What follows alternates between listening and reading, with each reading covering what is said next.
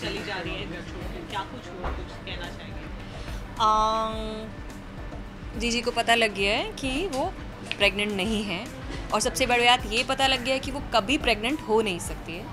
इसलिए जीजी, मुझे भी नहीं पता होता, जीजी घर छोड़ के चली जाती है।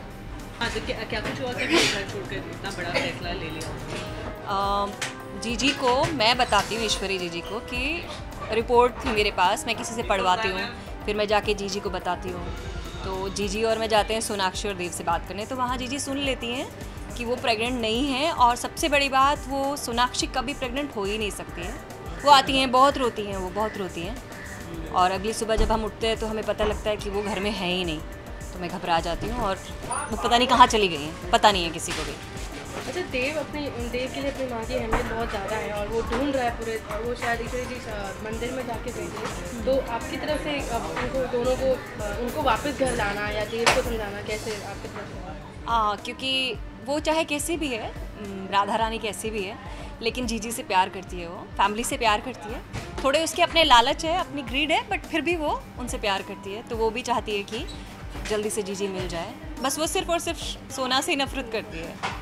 अच्छा, तो क्या यही वजह थी जो आपने जाके उनको बताया कि वो प्रेग्नेंट नहीं हो सकती, क्योंकि आपका थोड़ा सा उनकी तरफ रुझाव थोड़ा सा नेगेटिव है? हाँ, वो शुरू से, क्योंकि उसे पसंद ही नहीं करती है, कोशिश करती है जीजी के कहने से कि उसे पसंद करे, लेकिन वो कर नहीं पाती है, उसे एक्सेप्ट ही नहीं कर पाती है वो।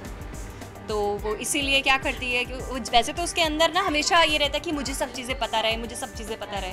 तो इसी क्यूरियोसिटी की वजह से वो फाइल उठाती है, पढ़वाती है, जबकि खुद पढ़ना नहीं आता उसे इंग्लिश, फिर भी वो पढ़वाती है और जाके बताती है कि अब देखती हूँ मैं कि ये अब कैसे, उसको तो हमेशा ये लगता है कि ये काला जादू करके इस घर में आई है।